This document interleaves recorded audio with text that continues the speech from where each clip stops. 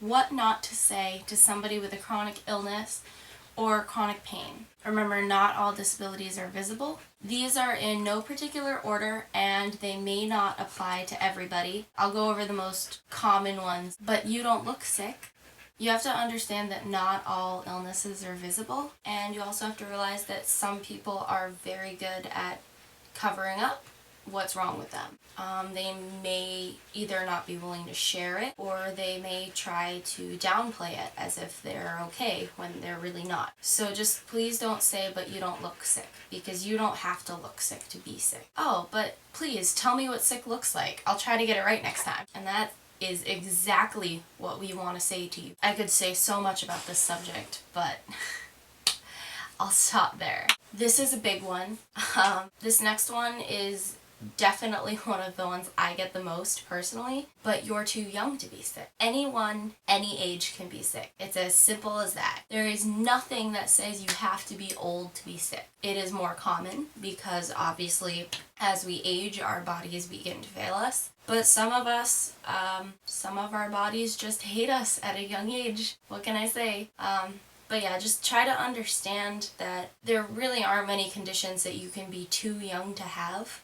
One of the ones I get a lot of crap about a lot is PTSD, especially from veterans. You can't possibly have PTSD unless you've been in war, which I think is actually quite conceited, and it's like people make it almost like it's a competition, and it's not. We would give anything to be perfectly healthy, and I hate when other people come up and they're like, oh, my illness is better than your illness, and they make it like a huge thing. And shouldn't we all just want to be better? I don't really get that. But yeah, sorry for the little mini rant. Age is completely irrelevant in this type of situation. Anyone, any age can have any illness. Typically, when you say something like you're too young to be sick, you probably have good intentions. You're trying to make them feel better, maybe. I'm not really sure, honestly. But I think, at least in my case, it almost makes me feel guilty that I'm, going to be 21 this year and I haven't had the normal teenager life. College was very different for me. It makes you feel sad and guilty that you haven't gotten to do that type of stuff or live up to people's standards of what you should be doing at that age. So, and the next one.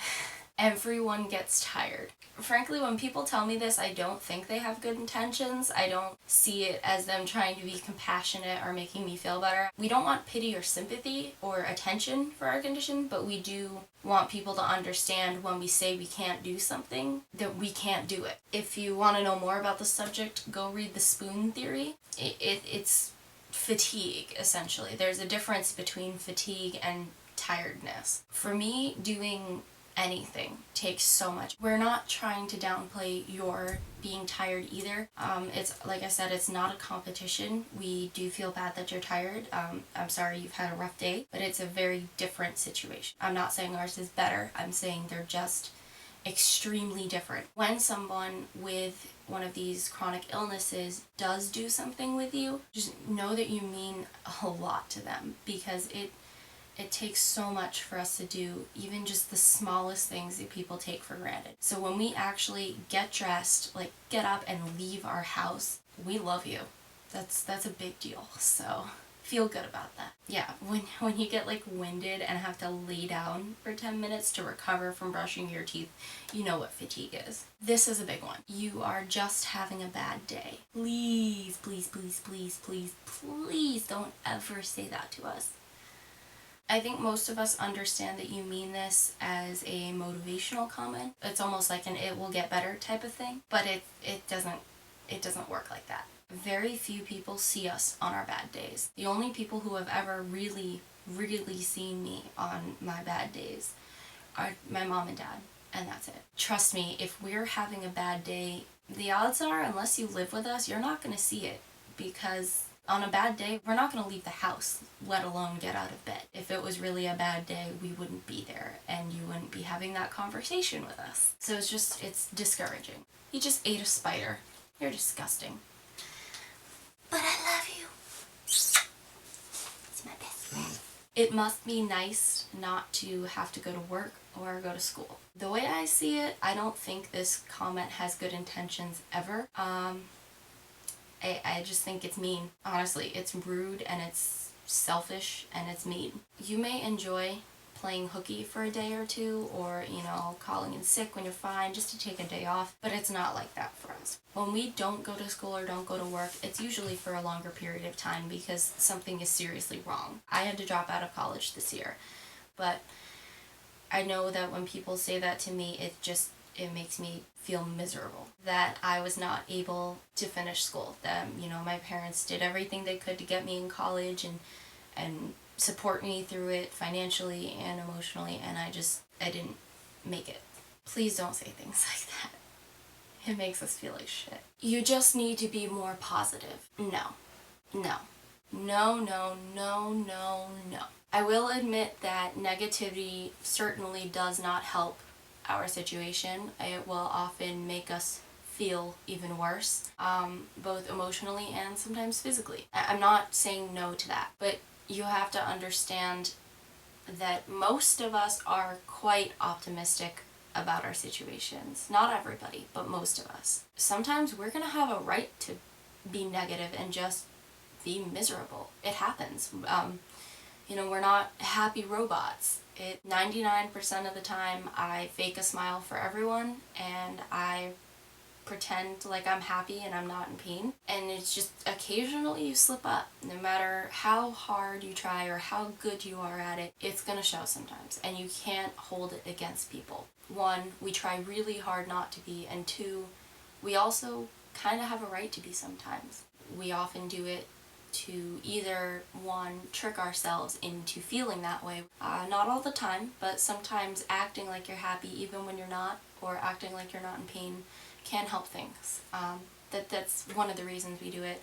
And the other reason is to make friends and family happy. We often don't want them to see what we're really like because we know it would make them sad and upset. Part of the problem of faking being okay and putting on a brave face and acting like you're not in pain is the fact that people get used to it. And then when they see you not like that, they don't understand that you really feel like that all the time and you just slipped up. They often won't take it as seriously because they'll think it's either just like, you know, just today, oh, she's having a bad day. Or sometimes they won't believe you.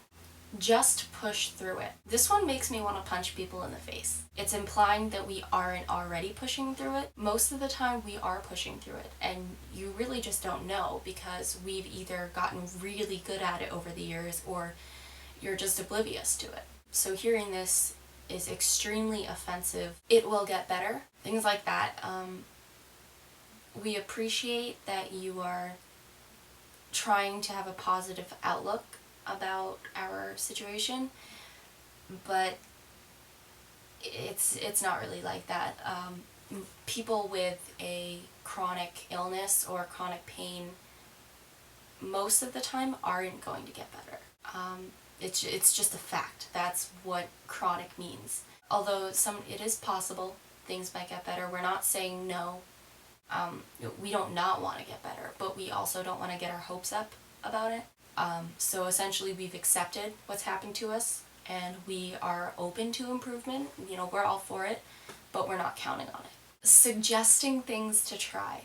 Unless you are another person with the same condition or a medical professional, honestly, it goes in one ear and out the other. It just gets annoying, really. I mean, I know they're trying to help, but it gets extremely annoying because he's dreaming.